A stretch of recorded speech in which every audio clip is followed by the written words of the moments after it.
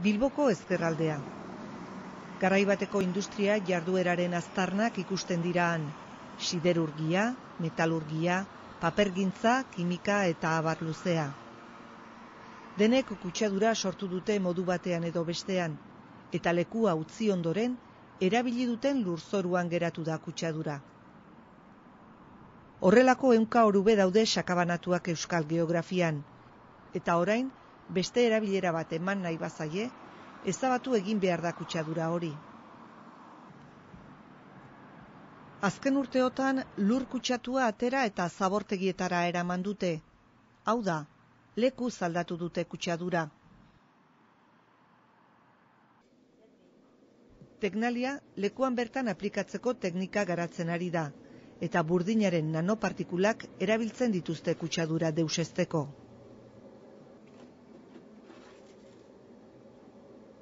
Egiten dutena da bere izaera aldatzea, adibidez, kromoa metal astun bat da, eta kromo 6 eran oso toksikoa da, eta gainera oso mugikorra.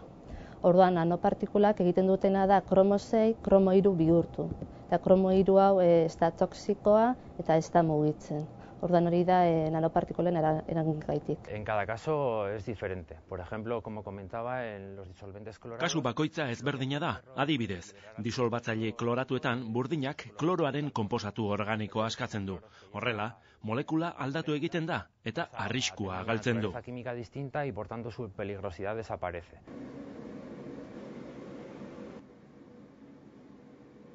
Eraldaketaren lehenengo urratsa nanopartikulak sortzea da. Horretarako, burdingatzaren konposatuak beste konposatu batekin, boro hidruroarekin, nahasten dituzte. Burdina 0 nanopartikulak lortzeko.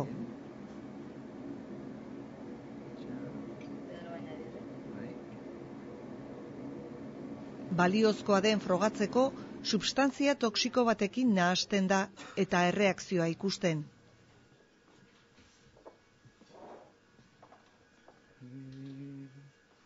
Emaitza ona bada, esperimentuetan erabilitako burdinaren nanopartikulek zer ezaugarri dituzten jakin behar da. Edozein kutsatzaile indargabetzeko balio du burdina 0k. La gran ventaja del hierro 0 es que es muy versátil. Burdina 0 oso moldakorra da, eta zenbait kutsatzailetan aplika daiteke. Disolbatzaile kloratuetan, metalastunetan eta abarretan. Nanopartikula bakarra zenbait arazotarako konponbidea ematen ari zaigu. Orain arte mundu osoan horrelako esperimentuak burdina 0rekin egiten ari dira. Las aproximaciones se están centrando en el hierro 0. El hierro nanométrico lo que nos permite es Burdina nanometrikoak azal espezifikoa du, eta oso aktiboki erreakzionatzen du kutsatzaileekin. Horrek esan nahi du kantitate txikia behar dugula erreakzioa eragiteko. Beraz, kostuak gutxitzen ditugu ekoizpenean, injekzioan eta abarretan. Kimikoki, erreakzioak desberdinak dira, kasu batzuetan dira oksidazio, erredukzio erreakzioak, eta beste batzuetan liberatzen ditu adibidez organiko kloratuak kasuan kimika desberdina da, baina azkenean lortzen duzuna da extosikoa den produktu bat. Helburua da kutsadura desegitea, berriro itzulez dadin. Nanopartikulen metodoa iraunkorra da, baita garbia eta azkarra ere. Guk egin ditugun frogak laborategian egin ditugu, eta ikusi dugu adibidez 5 minutotan erreakzionatu duela. Beraz, lurzoruan injektatuz gero, substantzia toksikoa ez toksikoa bihurtzeko epeak nahiko motzak dira.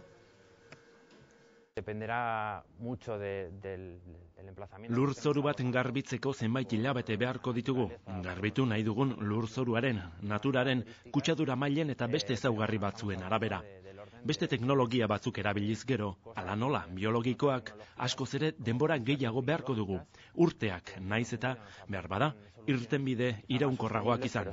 Se dilatan mucho en el tiempo y podemos estar hablando de años. En ese sentido, el hierro 0 lo que nos permite Como decía, es acortar... Burdina Zerok konponbide azkarra ematen digu.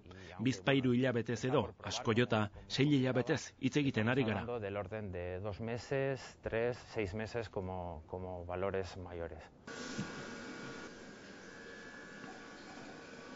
Prozesuaren azken urratsean ari dira lanean Tecnalian. Nanopartikulen zabalkundearen gaitasuna ikertzen. Nanopartikulak injektatu ondoren, lurzoruan zabaldu behar dute, ahal den eremu handienean eragina izateko. Hori oso garrantzitsua da, nanopartikulak bere ezaugarriaren gaitik amiltzen dira bat besteagaz. Orduan, gure ikerketak orain doaz, zelan nanopartikulak horrek isolatu edo modifikatu, ez daitezen egon hor amilduta. Zamilduta badaude orduan lurzoruan injektatzen badituzu, ez lirateke mugituko. Estatu Batuetan eta Europan egin dituzte dagoeneko lehen esperientziak, eta behin-behineko ondorioak onak izan dira, baina oraindik ez dituzte behin betiko emaitzak. Euskal Herrian, Tecnalia eta Euskal Herriko Unibertsitateko Kimika eta Fisika sailaren arteko elkarlanean egiten ari dira proiektua. Eta laster, injektatzeko moduan egotea espero dute.